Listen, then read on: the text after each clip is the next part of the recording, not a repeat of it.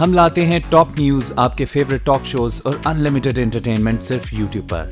अगर आपने अभी तक हमारा चैनल सब्सक्राइब नहीं किया तो अभी सब्सक्राइब करें और बेल आइकॉन को क्लिक करके हमारी लेटेस्ट वीडियोस के बारे में अपडेट जानें।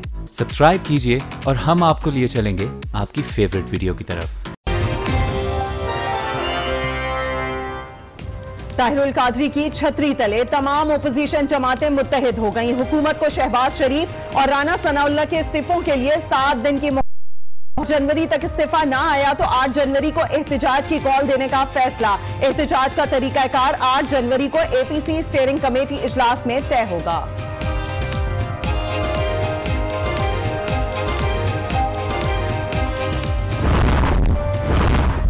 एपीसी के बाद मुश्तरका प्रेस कॉन्फ्रेंस में एमक्यूएम पाकिस्तान के सरबराह गैर हाजिर। किसी जमात का करारदाद के किसी नुक्ते पर कोई इख्तिलाफ नहीं। फारूक सत्तार इजाजत लेकर रुखसत हुए। ताहिरुल कादरी की वजाहत।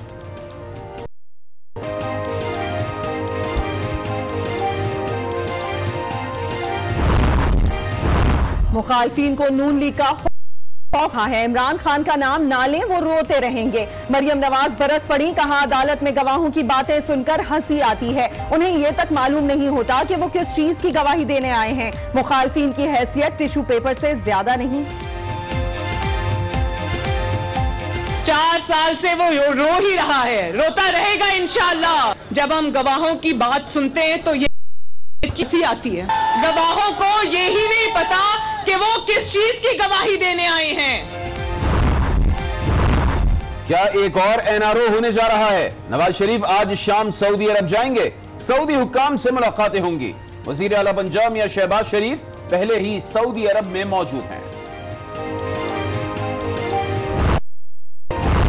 नवाज शरीफ सऊदी अरब जाएं या कहीं और, उनके दिन गिने जाते नहीं होगा। शेख रशीद का दावा। कमर जमान कायरा कहते हैं नजफी रिपोर्ट के बाद शहबाज शरीफ और राना सनाउल्लाह ओहदे छोड़ दें। मुस्तफा कमाल का भी वजीर आला पंजाब और वजीर कानून से मुस्ताफी होने का मुतालिबा।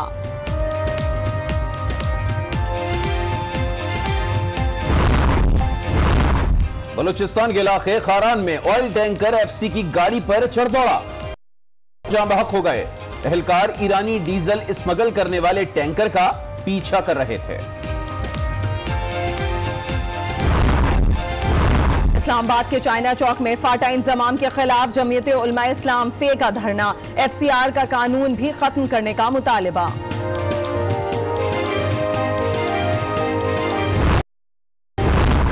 रावलपिंडी में चक्री रोड पर ट्रैफिक हादसा। जनरल खालिद शमीम वाही रिटायर्ड जाँ बहक, बेटा जख्मी हो गया। हादसा कार का टायर फटने से पेश आया। कराची में सुपर हाईवे पर अयूब गोट में मुबैना पुलिस मुकाबला। एसएसपी मलीर राव अनवार के मुताबिक फायरिंग के तबादले में 5 दहशतगर्द मारे गए।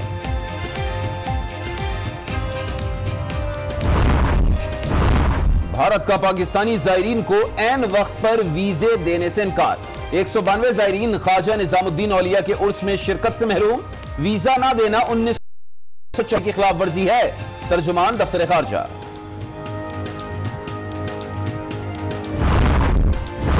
रावलपिंडी के इलाके मोरगा में जहनी मरीज ने अहले खाना को यरगमाल बनाकर सुसर को कत्ल कर दिया।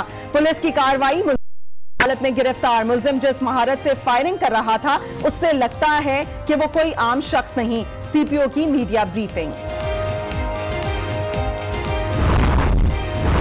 और रोहिंग्या मुसलमानों की गम से भरी जिंदगी में बांग्लादेश के पनाहगुजीन कैंप में रोहिंग्या जोड़े की शादी की तकरीब। मुतासरीन के चेहरों पर मुस्कुराहटें बिखर गईं।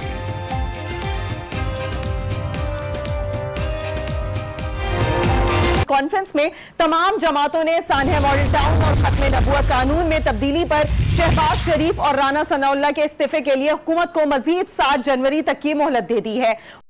कॉन्फ्रेंस के जारी करदा एलामिया के मुताबिक स्टीयरिंग कमेटी का इजलास 8 जनवरी को होगा।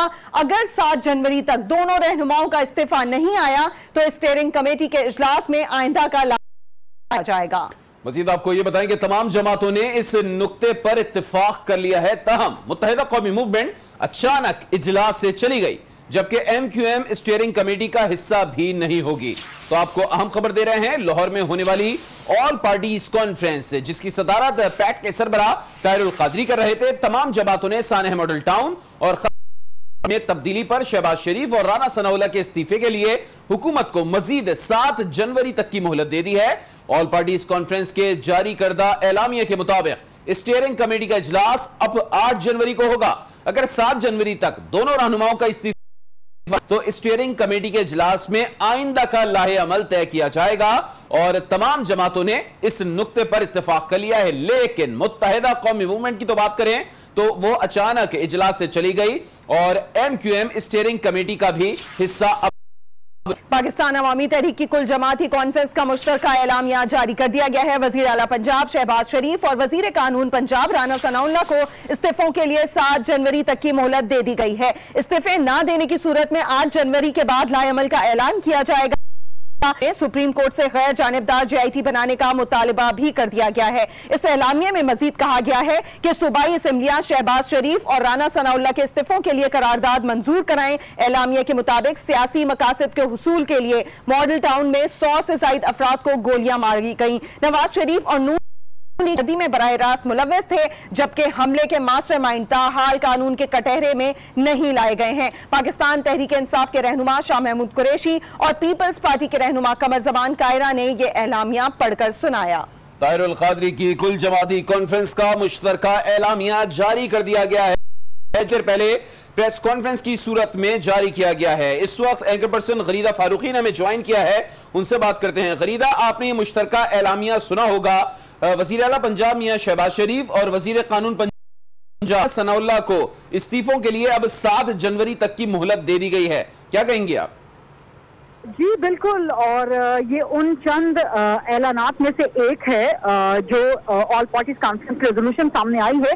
पहले तो इस्तीफे का मुतालबा 31 दिसंबर तक किया जा रहा था, लेकिन अब उसमें मोहलत दे दी गई है, उसे 7 जनवरी तक एक्सटेंड कर दिया गया है। तो अगर ये कहा जाए कि ऑल पार्टीज कॉन्फ्रेंस को कोई खास कामयाबी हासिल नहीं हुई, क्योंकि पीपल्स पार्टी और पाकिस्तान तहरीक इंसाफ के बहुत से मामलात पर तहफ़्फ़ुज़ात थे। आपने शेख रशीद की ज़बानी सुन भी लिया, वो काफी मायूस थे। उनका कहना यह था कि वो तो चाहते हैं कि कल ही धर्म तख्ता कर दिया जाए हुकूमत का। मेरी खुर्रम नवाज साहब कादरी साहब से ये बात हुई, उनका कहना यह था कि जी पीपल्स पार्टी और PTI वाले अपने कपड़े साथ लेकर नहीं आए हुए थे, तो हम लोग लॉन्ग मार्च पे और धरने पे कैसे जाते। ये उन्होंने आज मेरे प्रोग्राम में भी बोला है, आप सुन भी लेंगे। तो असल जो इशू आ रहा था वो पीपल्स पार्टी एंड PTI की तरफ से आ रहा था। और दूसरा इशू MQM पाकिस्तान के लोग फारूक सत्तार साहब अपने पूरे डेलीगेशन के साथ चले गए थे। वो आखिरी जो ज्वाइंट मीडिया टॉक हुई है जहाँ पर रेजोल्यूशन पढ़ के सुनाया गया है, उसमें मौजूद नहीं थे। अगरचे जाहिरी तौर पे कहा गया है कि उनकी फ्लाइट थी, लेकिन मामला कुछ गड़बड़ नजर आता है। ये ऑपोजिशन की सफों में जो इस्तिराब पाया जा रहा है, जिसका आप भी बता रही हैं कि ये तमाम लोग एक पेज पर नहीं है। MQM की बात कर ले तो MQM तो अब स्टीयरिंग कमेटी का हिस्सा ही नहीं बन रही है। वजह क्या हो सकती है, क्या वजूहत हो सकती हैं? देखिए, MQM के पहले तहफ़्फ़ुज़ात ये थे कि नाम फिलहाल ना लिए जाएं जो स्टीयरिंग कमेटी के अनाउंसमेंट रेजोल्यूशन में। तो इस वक्त जो हमें पता चला है वो ये है कि MQM को तहफ़्फ़ुज़ात थे कि उनके लोगों के नाम शामिल ना किए जाएं।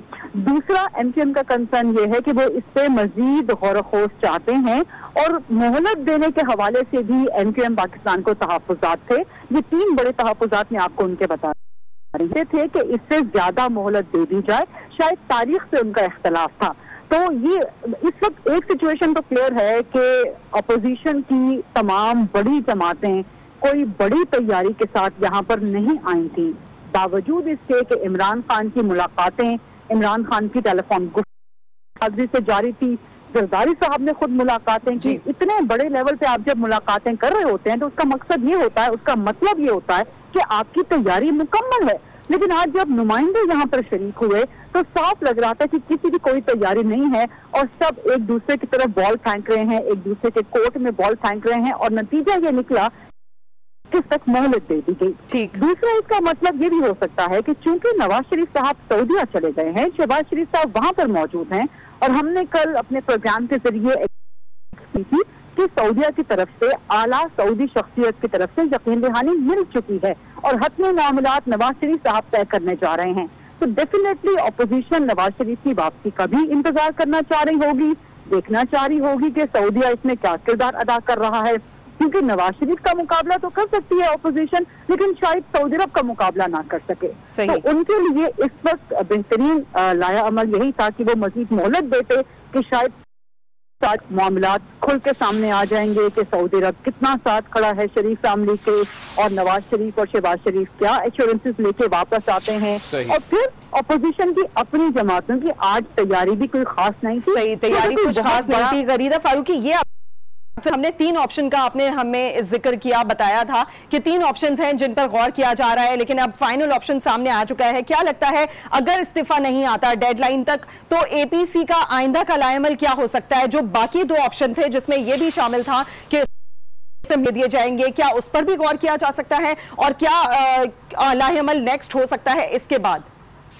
जी बिल्कुल, मैंने आपको सबसे पहले खबर दी थी कि डिस्कस हो रहा है असेंबलियों से इस्तीफे, और मीडिया टॉक में आपने शेख रशीद ने सुन भी लिया होगा, उन्होंने भी इस बात थी कि शेख रशीद की तरफ से ही ऑप्शन सामने आया था कि असेंबलियों से इस्तीफे दे दिए जाएं। लेकिन मैंने आपको ये भी बताया था कि इन इस्तीफों के मामले पे पीपल्स पार्टी और पाकिस्तान तहरीक इंसाफ के तहफ्फुज़ात हैं, वो असेंबलियों से फिलहाल इस्तीफे नहीं देना चाहती। तो ये तमाम ऑप्शन मजीद भी आपसे बात करते हैं। इस वक्त नून लीग की रहनुमा उस्मा बुखारी साहिबा ने हमें ज्वाइन किया है, उनसे भी जान लेते हैं। अब अपोजिशन ने तो अपने लाहेअमल का ऐलान कर दिया है, नून लीग उस लाहेअमल को कैसे देखती है? उस्मा साहिबा, आपने सुन लिया होगा प्रेस कॉन्फ्रेंस में कि आपको 7 जनवरी तक की डेडलाइन दी गई है। वज़ीर शहबाज शरीफ, अपोजिशन कहती है कि वो मुस्ताफी हों, वज़ीर क़ानून पंजाब राना सनाउल्लाह मुस्ताफी हों, वरना 8 जनवरी को आइंदा का लाएअमल का ऐलान किया जाएगा। क्या कहेंगे आप?